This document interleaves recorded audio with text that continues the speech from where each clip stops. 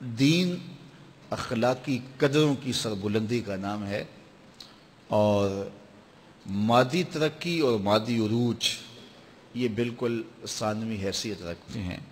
آسمانی کتب نے خیر کی حوصلہ افزائی کی ہے، شر کی حوصلہ شکنی کی ہے۔ نبیوں نے، مصلحین امت نے ہمیں بتایا ہے اچھی قوموں میں اخلاقی قدروں کی پذیرائی کی جاتی ہے اور برے اخلاق پر مذمت ہوتی ہے۔ یہ دنیا کے اوپر مروج ہے، لیکن اگر یہ سب کچھ نہ بھی ہو تو پھر بھی انسانی فطرت کے اندر یہ چیز رکھی گئی ہے کہ خیر کیا ہے، شر کیا ہے۔ یہ مجھے اور آپ کو پتہ ہے اچھائی کیا ہے، ہمیں پتہ ہے کہ برائی کیا ہے۔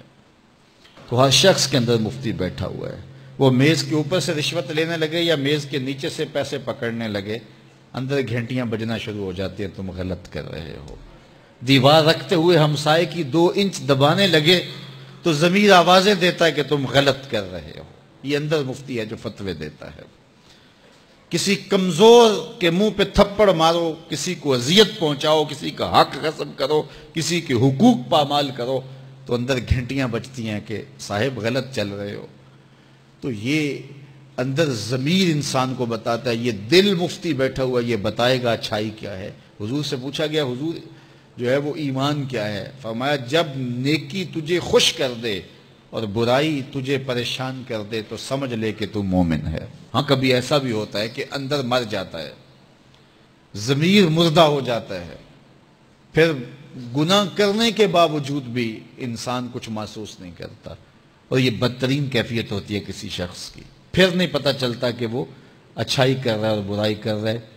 وہ مکر و فریب اور دجل و تلبیسات کے رنگ جمانے کے بعد بھی اپنے ساتھیوں سے داد وصول کر رہا ہوتا ہے کہ میں نے حد نہیں کر دی، میں نے کمال نہیں کر دیا۔ وہ جھوٹ کو بھی آرٹ سمجھ لیتا ہے، فن سمجھ لیتا ہے۔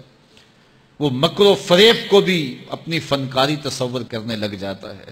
وہ کسی کو دھوکہ دینا، کسی کو مکر و فریب میں پھانس لینا، اس کو اپنے فن کا کمال اور بانکپن اور عروج سمجھنے لگ جاتا ہے، اور اس پہ اسے خوشی ہوتی ہے کہ میں نے بہت تیر مار لیا۔ تو ہمیں اچھائی کی طرف اپنے آپ کو راغب کرنے کے لیے اپنا محاسبہ ضرور کرنا چاہیے۔ ہر شخص کو اپنے خاندان، اپنے بچوں کی تربیت کا اہتمام کرنا چاہیے۔ اگر سارے افراد خانہ بیٹھ کر کے پلاٹوں کی، کوٹھیوں کی، گاڑیوں کی باتیں کریں گے روز تو حفظ دنیا پیدا ہوگی، ہرس پیدا ہوگی۔ اور اگر روز بیٹھ کر کے آپ اطراف کی اور لوگوں کی برائیوں کا ذکر کریں گے تو نفرتوں کے بیج روحوں کے اندر لگ جائیں گے، جو کبھی تناور درخت بن کر کے زندگی کی ساری توانائیوں کو چھین لیں گے۔ اور اگر ہم اپنی برائیوں اور کوتاہیوں کا جائزہ لیں اور اچھے اخلاق اور اچھے کردار کی نشأت کے لیے ہم کوشاں ہو جائیں تو ہماری یہ کوشش ضرور برابر ہوگی اور نتیجہ خیز ہوگی، اور اچھا خاندان اچھے معاشرے کی تشکیل کا ذریعہ بنتا ہے۔ فرد سے خاندان بنتا ہے، خاندان سے پھر معاشرہ بنتا ہے، اور اچھے معاشرے پھر آگے کوئی کارہائے نمایاں سر انجام دے سکتے ہیں۔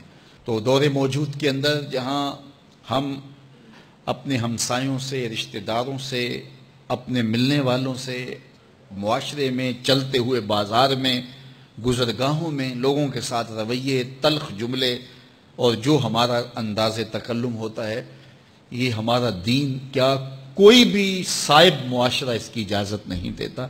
اس لیے ہم خوبصورتی کو اپنا شعار زندگی بنائیں اور اپنے رویوں میں جمال پیدا کریں، رویوں میں خوبصورتی پیدا کریں، تاکہ ہماری بولی روحوں کے اندر اترے اور من میں روشنیوں کا ساماں کرے۔ عدم برداشت کے کلچر کو ختم کر کے برداشت کے ماحول کو پیدا کریں، حیا باختگی کے ماحول کی بجائے حیا کی کوپلیں پھوٹیں، اور آنکھوں میں، رویوں میں، انداز تکلم میں اور انسان کے دیگر امور زندگی کے اندر حیا اور خوبصورتی کے لہجے پیدا ہوں۔ ہماری زبان جو ہے وہ ایسی خوبصورت باتوں سے مزین ہو کہ قیامت کے دن جب نامہ اعمال رکھا جائے تو حسن خلق کا وزن ہمارے گناہوں کو کم کر دے اور ہماری نیکیاں حسن خلق کی وجہ سے بلند اور بالا